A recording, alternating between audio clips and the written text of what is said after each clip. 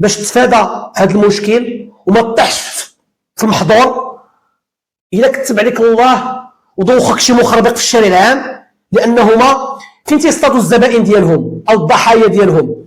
في المحطه الطرقيه، محطه القطار، في شارع محمد الخامس ديال اي مدينه. تتلبد لك، تكون لابس كابيتشو وتيبقى يهضر مؤدب باش انت تعطف عليه وتيعطيك الراس طق. هاد الناس هادو الا طحتي فيهم حاول شري من عنده الحاجه، في حاله لو كنت ما فاهمش او ما عارفش قبل ما تصنت الفيديو ديالو وتتفرج فيه، شري من عنده الحاجه، ولكن قصد اقرب دائره امنيه.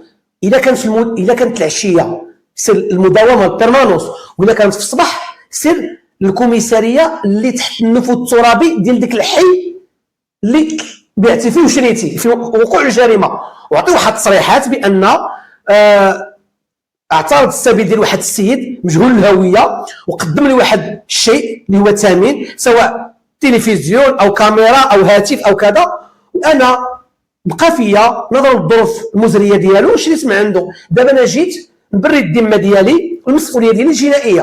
في هذه الحاله تلقى الله شي حاجه راه ما غضبش الحبس، ولكن